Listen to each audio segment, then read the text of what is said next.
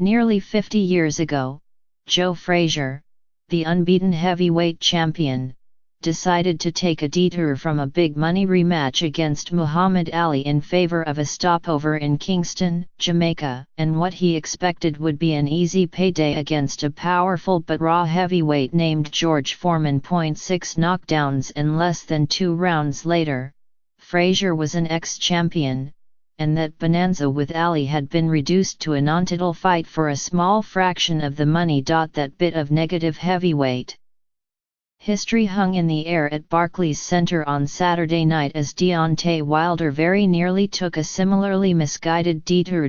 For 6 rounds, Wilder, the WBC heavyweight champion, was befuddled by the awkward southpaw style of Luis Ortiz. And in the 7th round, Wilder's dream of a unification match against Anthony Joshua of England, a fight that could earn each boxer more money than Ali and Frazier made in their entire careers, came perhaps one punch from crashing down in flames. After 9 rounds, it appeared that Wilder was finished, the snap gone from his punches and the fire gone from his eyes. And then came the 10th round, and the reason Wilder remains unbeaten after 40 pro fights, despite sometimes fighting with all the technical skill of a novice Golden Glover. Halfway through the round, Wilder suddenly found the range with a straight right-left hook combination, and down went Ortiz. He barely struggled to his feet at the count of 9. Then Wilder, whose name often approximates his fighting style, began flailing away with both hands, driving the rubbery-legged Ortiz against the ropes, where he made a ready target for Wilder's right uppercut. It seemingly came up from the floor and had Ortiz momentarily gazing at the Barclays Center ceiling. Ortiz dropped to his knees.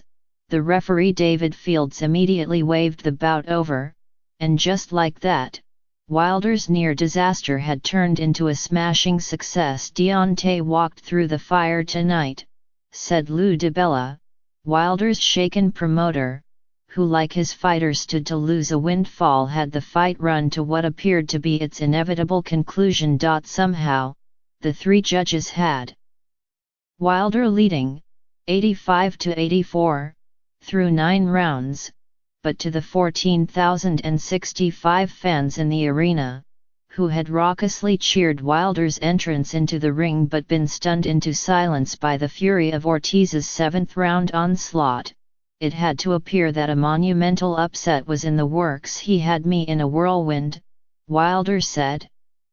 And I knew I had to get out of it. Wilder, who had dropped Ortiz for a brief count in the 5th round, weathered the worst moments of his unblemished career over the final 40 seconds of round 7, after Ortiz beat Wilder to the punch as both simultaneously threw right hands.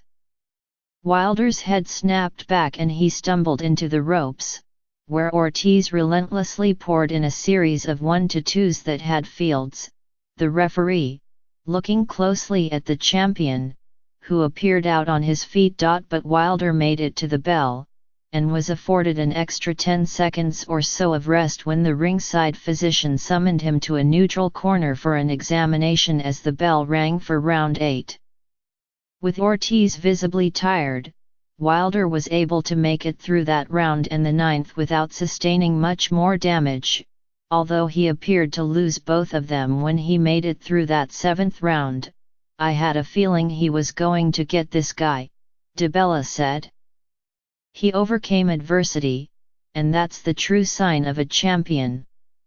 One ringside observer, Evander Holyfield, one of the last men to hold an undisputed heavyweight title, agreed. He got hit so many times I don't know how he stayed up, Holyfield said. It takes a lot of confidence to come back from that, and in the 8th round he came back out like he never even got hit. That's what made him win the fight. Of Wilder's technical skill, Holyfield was less complimentary. He don't look classy, but he gets the job done. Wilder is a 6'7", 215-pound all-around athlete from Tuscaloosa, Ala. He aspired to a career in the NBA or the NFL before turning to boxing to earn money to pay the medical bills of a daughter born with spina bifida. Wilder never wore a boxing glove until he was 21, and it shows. He is awkward and at times undisciplined. His punches sometimes miss by inches and other times by feet. Against Ortiz, a meticulously schooled product of the powerhouse Cuban amateur boxing program, Wilder missed one left hook so badly he nearly spun to the canvas. In short, he can't really fight. But man, can he punch. So far his punching power, especially in his right hand, has erased all of his mistakes in the ring. That is what makes a showdown with Joshua, who holds the IBF and WBA titles and has drawn 80,000 plus fans to each of his past 2 fights in Britain, so attractive. That, and the fact that there has not been an undisputed heavyweight champion of the world since Lennox Lewis retired in 2003. A unification match between the two. Joshua has his own tough fight coming up against the WBO champion, Joseph Parker of New Zealand, on March 31 in Cardiff. Wales is likely to approach the kind of revenue generated by the Holyfield Mike Tyson fights of the 1990s and, with pay-per-view revenue, might earn each fighter upward of $50 million. That kind of money might preclude a boxing promoter from risking any more interim fights that could derail the bonanza, but DiBella, who would represent Wilder, said he did not sense a lot of eagerness from the Joshua side to make the fight happen right away. He said that Eddie Hearn, Joshua's promoter, was talking about fighting a different unbeaten heavyweight if he got past the unbeaten Parker. Jarrell Miller of Brooklyn: I don't think they want the fight right away, DiBella said. Because let's face it, if they saw vulnerabilities that would make them want to take the fight in the 7th round, they saw things that will make them not want to take the fight in the 10th.